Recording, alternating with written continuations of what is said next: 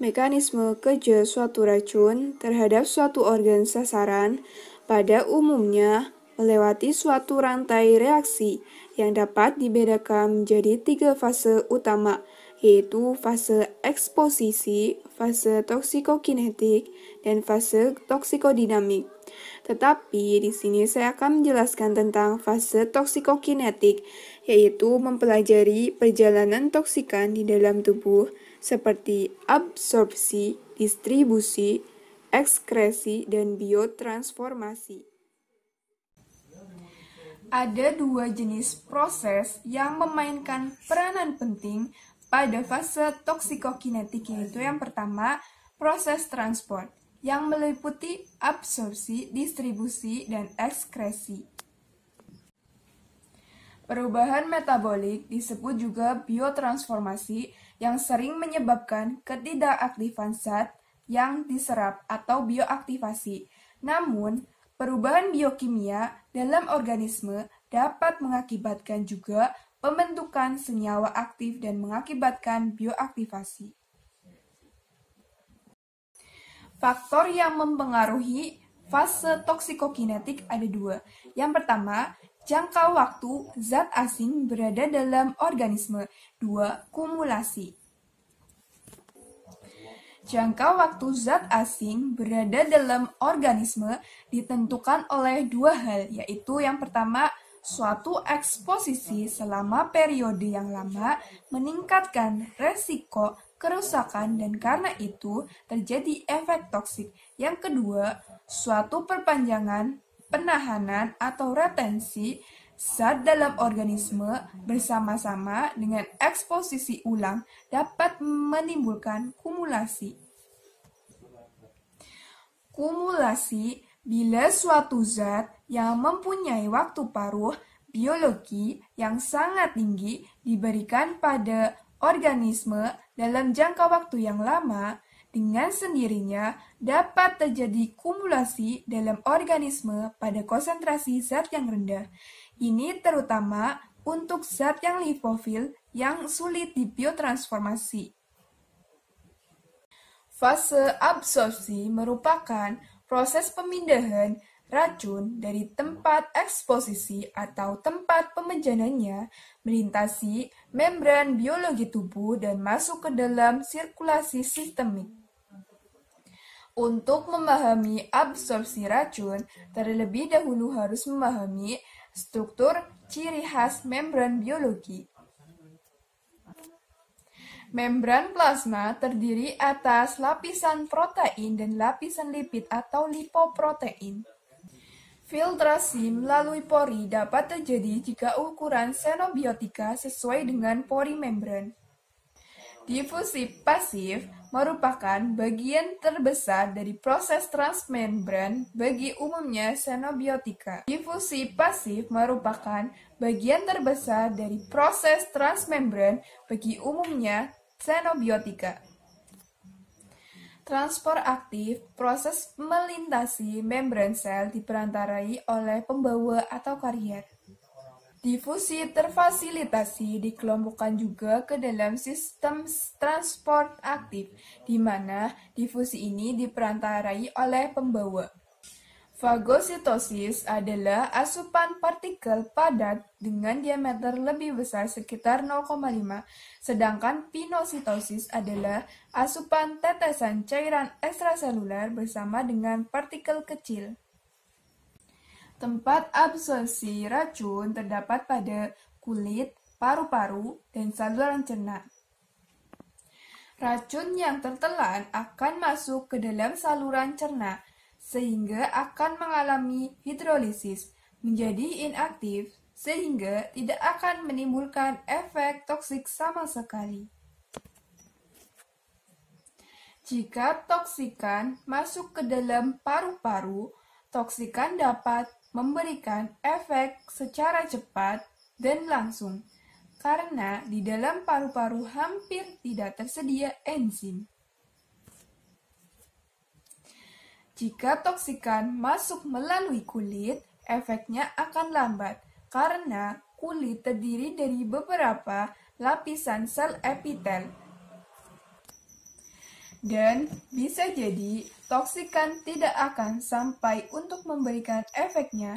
Meskipun demikian, apabila paparannya terus-menerus, misalnya sampai 1 bulan tidak ada hentinya, bukan tidak mungkin toksikan tersebut dapat masuk menembus kulit. Distribusi adalah proses perpindahan xenobiotik dari sirkulasi darah ke suatu tempat di tubuh. Faktor yang mempengaruhi distribusi yaitu 1. Tempat absorpsi, 2. Permeabilitas jaringan terhadap racun, 3. Kecepatan aliran darah. Fase ekskresi merupakan proses pengeluaran zat sisa metabolisme tubuh.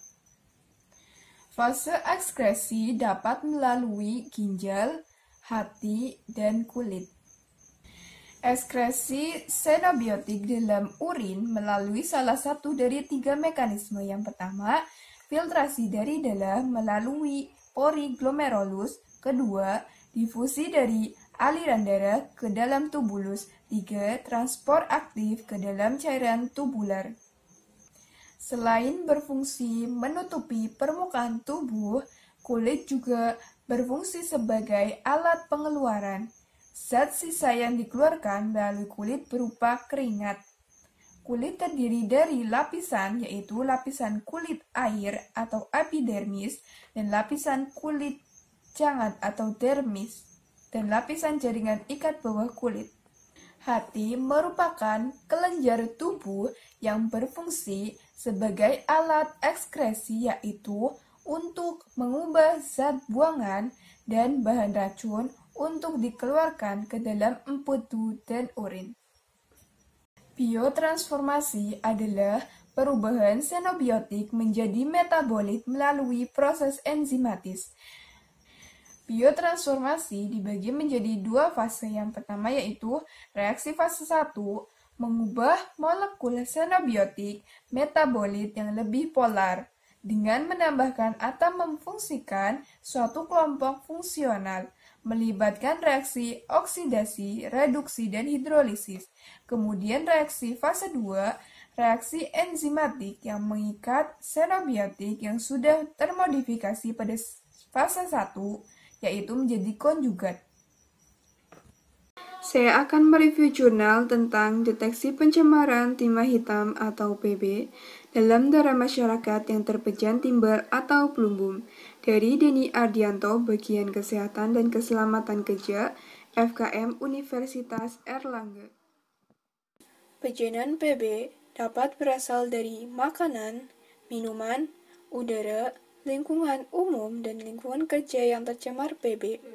Bejana non-okupasional biasanya melalui tertelannya makanan dan minuman yang tercemar PB. Bejana okupasional melalui saluran pernafasan dan saluran pencernaan, terutama oleh PB karbonat dan PB sulfat. Masuknya PB 100 hingga 350 mikrogram per hari dan 20 mikrogram diabsorpsi melalui inhalasi uap PB, dan partikel dari udara lingkungan kota yang polutif. Timah hitam dan senyawanya masuk ke dalam tubuh manusia melalui saluran pernafasan dan saluran pencernaan, sedangkan absorpsi melalui kulit sangat kecil sehingga dapat diabaikan. Bahaya yang ditimbulkan oleh PB tergantung oleh ukuran partikelnya. Partikel yang lebih kecil dari 10 mikrogram dapat tertahan di paru-paru, sedangkan partikel yang lebih besar mengendap di saluran nafas bagian atas. Absorpsi PB melalui saluran pernafasan dipengaruhi oleh 3 proses, yaitu deposisi, pembersihan mukosiliar, dan pembersihan alveolar. Deposisi terjadi di nasofaring, saluran trakeobronkial, dan alveolus. Deposisi tergantung pada ukuran partikel PB, volume pernafasan, dan daya larut.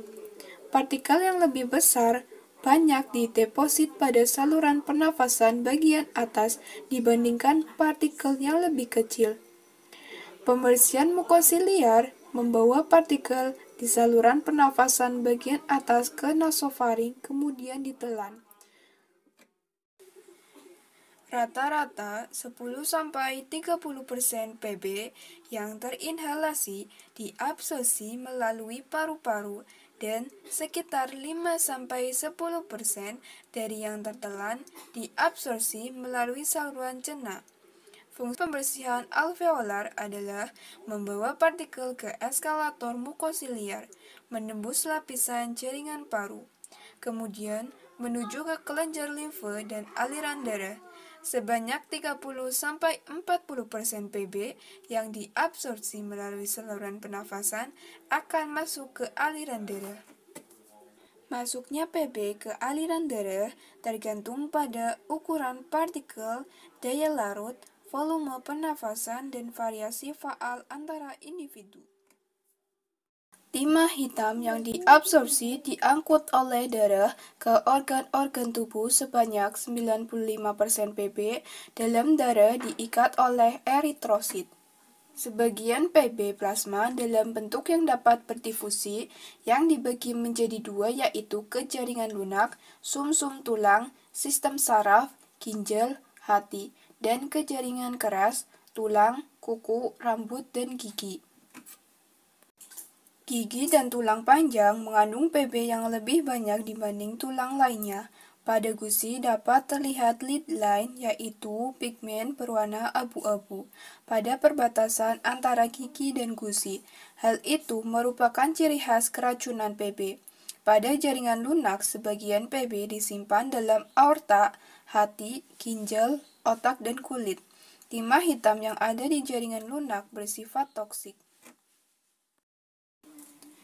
Ekskresi Pb melalui beberapa cara. Yang terpenting adalah melalui ginjal dan saluran cerna. Ekskresi Pb melalui urin sebanyak 75-80%, melalui feses 15%, dan lainnya melalui empedu, keringat, rambut, dan kuku. Ekskresi Pb melalui saluran cerna dipengaruhi oleh saluran aktif dan pasif kelenjar saliva, pankreas, dan kelenjar lainnya di dinding usus, regenerasi sel epitel, dan ekskresi empedu. Sedangkan proses ekskresi Pb melalui ginjal adalah melalui filtrasi glomerulus. Kadar Pb dalam urin merupakan cerminan penjenan baru, sehingga pemeriksaan Pb urin dipakai untuk penjenan okupasional. Pada umumnya, ekskresi Pb berjalan sangat lambat. Timah hitam waktu paruh di dalam darah kurang lebih 25 hari, pada jaringan lunak 40 hari, sedangkan pada tulang 25 tahun. Ekskresi yang lambat ini menyebabkan Pb mudah terakumulasi dalam tubuh, baik pada penjenan okupasional maupun non-okupasional.